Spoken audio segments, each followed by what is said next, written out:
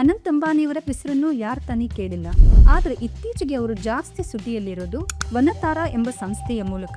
ವನತಾರಾದಲ್ಲಿ ಅನಂತ್ ಅಂಬಾನಿಯವರ ಪ್ರಯತ್ನಗಳು ವನ್ಯಜೀವಿಗಳ ಸಂರಕ್ಷಣೆ ಮತ್ತು ಪುನರ್ವಸತಿಗಾಗಿ ಅತ್ಯುತ್ತಮ ಸೌಲಭ್ಯಗಳನ್ನು ಹೊಂದಿರುವ ದೇಶಗಳ ಪಟ್ಟಿಗೆ ನಮ್ಮ ಭಾರತವನ್ನು ಕೂಡ ಕೊಂಡೊಯ್ಯುತ್ತಿದೆ. ಇದು ನಮ್ಮ ಭಾರತೀಯರೆಲ್ಲರಿಗೂ ಒಂದು ಹೆಮ್ಮೆಯ ವಿಚಾರ. ಇತ್ತೀಚೆಗೆ ಅನೇಕ ರಾಜ್ಯ ಸರ್ಕಾರಗಳು ಕೂಡ ಗಾಯಗೊಂಡ ಪ್ರಾಣಿಗಳ ಪುನರ್ವಸತಿಗಾಗಿ ಪ್ರಾಣಿಗಳನ್ನು ವನತಾರಾಕ್ಕೆ ಸ್ಥಳಾಂತರಿಸುವ ಬಗ್ಗೆ ಕೂಡ ಆಲೋಚನೆ ಮಾಡ್ತಾ ಇದೆ.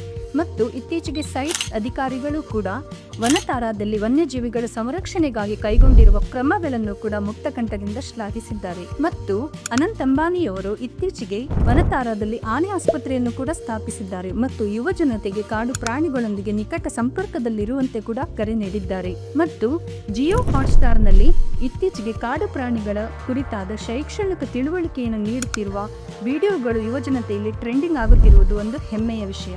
ಆದ್ದರಿಂದ ಅನಂತ್ ಅಂಬಾನಿಯವರಿಗೆ ಈ ಎಲ್ಲ ಪ್ರಯತ್ನಗಳ ಕುರಿತಾಗಿ ನಮಗೆ ತುಂಬಾ ಧನ್ಯವಾದಗಳು. ಜೈ ಶ್ರೀ ಗಣೇಶ. ಈ ವಿಡಿಯೋದ ಬಗ್ಗೆ ನಿಮಗೇನಾದರೂ ಅಭಿಪ್ರಾಯಗಳನ್ನು ಹಂಚಿಕೊಳ್ಳಬೇಕೆಂದರೆ ಕಮೆಂಟ್ ಸೆಕ್ಷನ್ನಲ್ಲಿ ಮುಕ್ತವಾಗಿ ಹಂಚಿಕೊಳ್ಳಿ. Thank you.